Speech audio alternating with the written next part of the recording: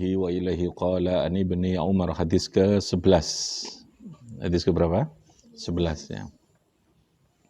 An ibni Umar, saking sahabat Ibnu Umar, Abdullah bin Umar radhiyallahu anhuma.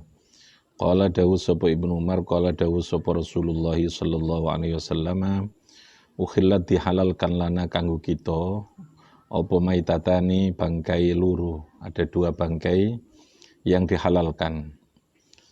Wadamanilan getih luru. Wadamanilan getih luru. Jadi prinsipnya bahwa bangkai itu adalah haram. Saya ulangi, bangkai itu adalah haram. Bangkai itu bahasa Arabnya maitah, maitatun. Yang kedua, darah itu adalah haram. Tetapi ada pengecualian, ada yang dikecualikan, yaitu ada dua bangkai yang boleh dimakan atau halal. Ada dua darah juga yang dihalalkan, yang boleh dikonsumsi atau boleh dimanfaatkan. Fa'amal maitatani, anapun utawi dua bangkai yang boleh itu, yang boleh dimakan atau dihalalkan, iku fal jaradu moko walang. Walang ya, belalang. Wal khutulan iwa. Jadi bangkainya belalang, bangkainya ikan, itu hukumnya adalah halal. Jadi bangkai itu dalam definisi fikihnya, bangkai itu sesuatu yang mati bi ghairi zakatin syar'iyyah.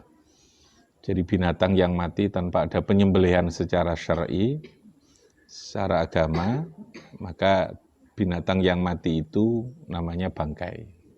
Paham ya? Pada dasarnya binatang untuk bisa dikonsumsi atau dimakan itu ada namanya penyembelihan, zakatin syar'iyyah. Zakat ya, disembelih. Tapi ketika ada binatang yang dia mati tanpa disembelih, itu namanya maitah. Nah, pada dasarnya maitah itu adalah haram. Kecuali dua bangkai ini, apa? Bangkainya apa? Bangkainya belalang dan al-jaradu wal khut. Apa bahasa Arabnya? Al-jaradu wal khut. Jaradun itu artinya walang, wal khut artinya adalah ikan itu. Itu boleh. Jadi artinya ikan tidak perlu disembelih. Andai kata dia mati di tengah lautan, boleh untuk dikonsumsi. Paham ya? Tanpa harus disembelih. Mati di kali, ono iwak kok mati, geledaan, boleh kita konsumsi itu. Paham ya? Itu yang dimaksudkan dengan dua bangkai yang halal untuk dimakan. Nah, kenapa bangkai itu diharamkan? Kalau dalam fikih itu, alasan yang paling mendasar itu adalah karena kematian itu menjadikan najis. Min asbabin najisi itu adalah al-maut. Paham ya? Hal-hal yang menyebabkan sesuatu itu menjadi najis, yang semula itu suci, dia bisa berubah menjadi najis kalau dia itu mati gitu ya. Kalau dia itu mati, yang mati tanpa penyembelihan tadi itu ya. Paham ya? Jadi kalau binatang itu semula dia suci, tapi nek mati otomatis dia menjadi najis. Kucing itu ketika dia hidup suci ya toh. Tapi ketika dia mati ya, tanpa disembelih tentunya, mati dengan sendirinya, ya, biwari zakatin syariah, atau tanpa dia mati dengan sendirinya ya, dia otomatis menjadi najis. Makanya kalau megang bangkai kucing harus juga disucikan tangannya itu, dibasuh untuk menjadi suci. Paham tunna? Oke ya, jadi min asbabin najisi apa? Al-mautu, apa? Min asbabin najisi al-mautu. Karena najis, maka dia haram. Paham ya? Karena najis dia itu haram. Paham ya? Nah, ada dua bangkai yang tadi boleh halal itu. Nah, tentu pengecualian ini karena ada alasan hukum yang tidak semuanya kita secara akal kita ini bisa. Yang pasti dia aman untuk konsumsi. Kalau Allah sudah menghalalkan itu, berarti tidak ada masalah dengan kesehatan kita, dengan efek itu ya. Kalau sesuatu itu diharamkan dimakan, pasti dia punya efek gitu. Oke ya. Itu yang bangkai yang boleh, yaitu al-jarad wal khut. Ini orang itu kan sebenarnya yang dihalalkan itu lebih banyak daripada yang diharamkan. Cuman menungsone sing apa istilahnya? Gerangsang. Bahasa Inggrisnya itu gerangsang. Gerangsang itu mangane golek sing gak oleh malah justru dilanggar. Ulo gak oleh, bahkan ulah itu dijadikan makanan. Paham ya? Karena sesuatu itu bukan hanya persoalan gizi atau enak, tapi setiap binatang dia juga apa yang kita makan ini punya pengaruh. Ada efek dari aspek kesehatan, ada efek dari segi karakter gitu ya. Makanan itu berpengaruh. Paham ya? Berpengaruh terhadap fisik maupun psikis, maupun otak kita, jiwa kita juga itu ada pengaruhnya. Sehingga maka lalu kenapa dia mengatur agama? Ya, makanan itu lalu diatur oleh agama itu karena itu. Gitu. Ya seperti sekarang ini kan, yang saya katakan kemarin ini kan. Di antara penelitian kan salah satu sebab munculnya virus COVID-19 ini, corona ini karena ada aspek urusan makanan-makanan yang sudah tidak benar itu ya. Yang lalu menimbulkan munculnya banyak virus mikroba kemarin ya. Kuman-kuman yang bisa muncul dari itu. Ya pokoknya menuruti agama itu enak kok. Kalau kita ini patuh dengan agama, insya Allah lu selamat. Pasti selamat, bukan hanya lu, pasti apa? Selamat. Mengikuti aturan dan ajaran agama, baik secara syar'i maupun secara hakikinya, secara batin, zahir maupun batin dia ikut ya. Artinya tidak hanya mengikuti yang formal saja, tapi juga yang sifatnya hakikatnya itu juga kita ikuti, meskipun itu tidak harus. Ya. Yang harus itu kan yang syariat.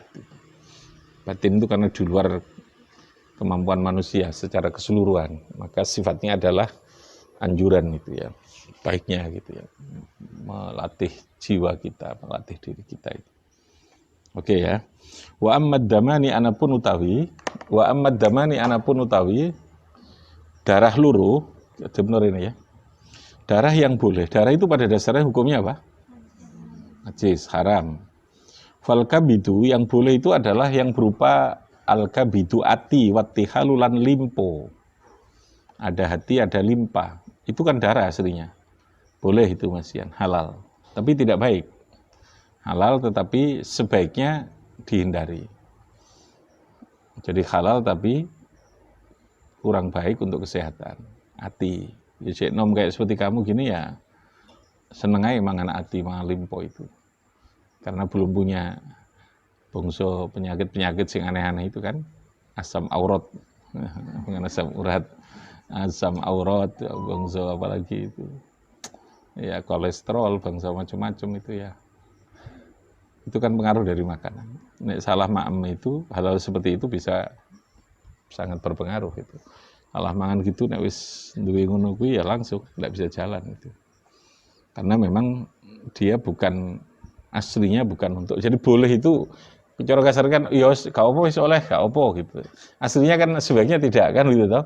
Tapi nek kepeksa kepengin mangan untuk ati, untuk al-kabidu wattihal itu boleh. Ya nek iso ya ojo gitu kan gitu ya. Jadi bahasanya itu boleh tetapi sesungguhnya tidak dianjurkan untuk memanfaatkan itu. Ya karena darah itu pada prinsipnya kan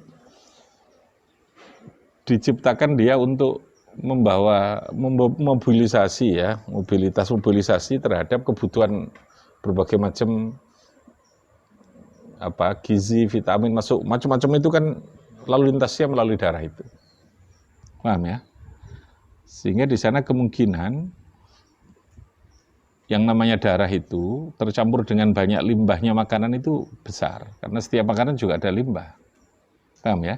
Sisi lain dia punya manfaat yang berupa gizi, berupa vitamin, protein, macam-macam itu. Tapi sisi lain juga punya limbah, penyakit itu. Nah dia bercampur berada di dalam darah itu yang, makanya darah itu menjadi diharamkan. Najis itu karena itu.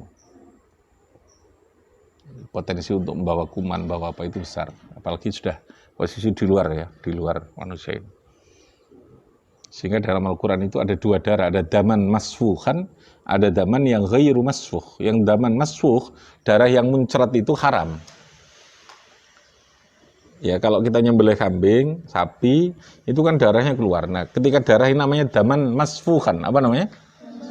Masfuh, darah yang muncrat itu. Gak boleh dikonsumsi ini, haram ini. Meskipun lalu dipadatkan. Biasanya kan digawe makanan itu ya, dipadatno lalu kemudian kayak digawe jajan itu ya, makanan kayak ati itu tadi. Itu tidak boleh, haram itu. Karena dia berpotensi dan itu penyakit sebenarnya, yang itu penyakit.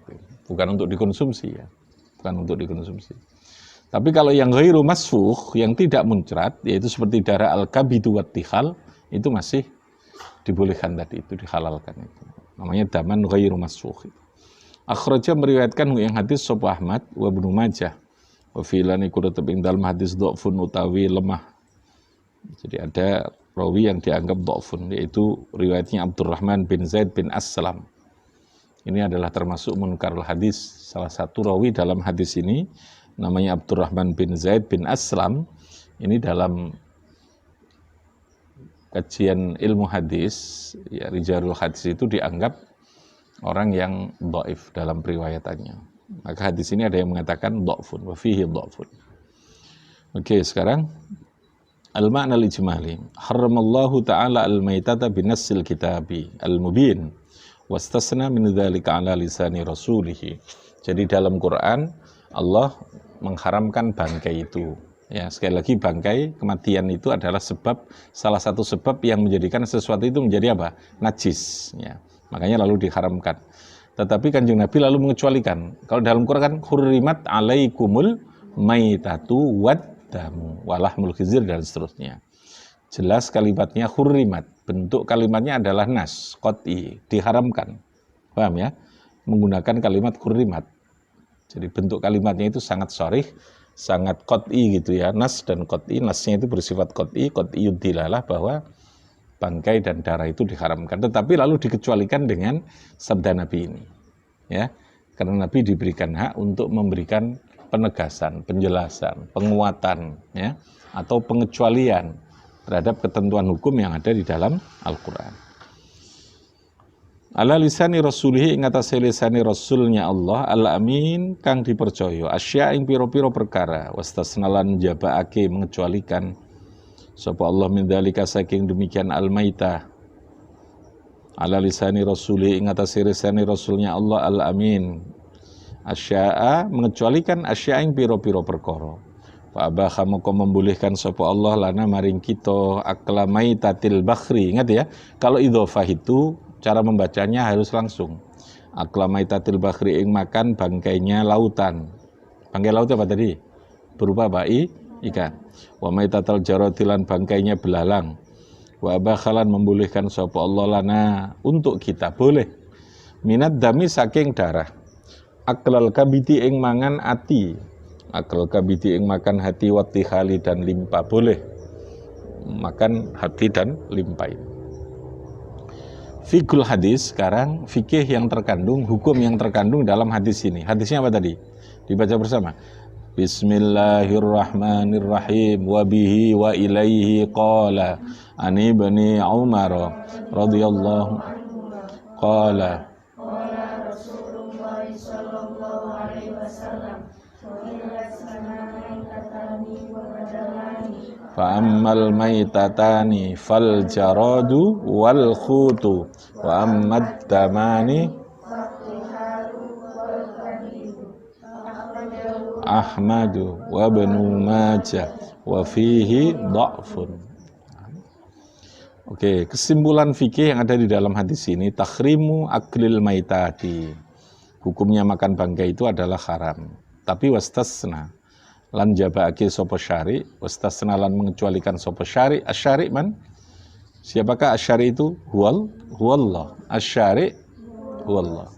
Yang berhak menetapkan hukum, membuat aturan itu adalah huwallah. Asyari huwallah. Al-hakim huwallah. Al-hakim asyari itu sama. Wastasna lan jabake sapa syari min dzalika saking mengkono takhrimu aklil maitah. Maitatal jarati ing bangkainya walang wasamaki fayakhillu akluhuma. Fayakhillu maka menghalak. Fayakhillu maka halal apa akluhuma. Fi dzalika tafsilun iku tetep ing dalem mengkono halal memakan bangkainya walang lan ikan tadi ini tafsilun utawi ada perincian. Ulama memahami hadis ini ada beberapa penjelasan yang berbeda. Qala dawu sapa Syafi'i wa Abu Hanifah. Halla maitatul jarodi ala ayyi halin wujida. Kalau bangkainya belalang dalam keadaan apapun itu halal. Wujida sawaun mata khatfa'an fihi au bisababin adamiyin. Jadi bangkainya belalang itu hukumnya adalah halal meskipun matinya itu dalam keadaan apapun. Meskipun mati ini apa dipateni wong ya, ataukah dia mati dengan sendirinya ya. Ala ayyi halin itu dalam keadaan apapun kematian yang namanya belalang itu tetap bangkainya belalang itu hukumnya apa? Hukumnya apa? Halal menurut Imam Syafi'i dan Abu Hanifah. Wa qala Malikun wa Ahmadu, Imam Malik dan Ahmad berbeda. Bangkainya belalang sing halal itu sing kaya apa? Ini ada perincian. La yahillu illa ma kana mautuhu bisababin adamiyin. Yang halal itu bila mana matinya itu karena sebab-sebab menungso sing dadekno mati.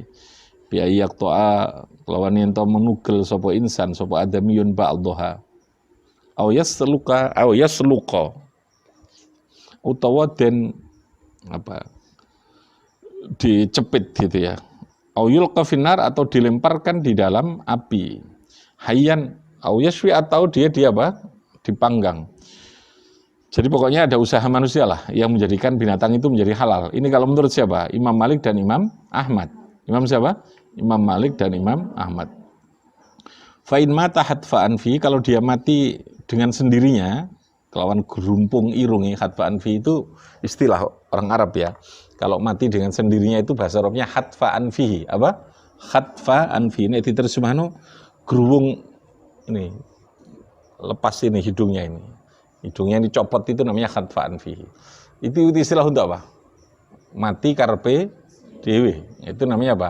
Khatfa'an fihi. Au fi wi'ain kharuma maka haram. Jadi kalau dia mati dengan sendirinya tanpa usaha manusia itu haram.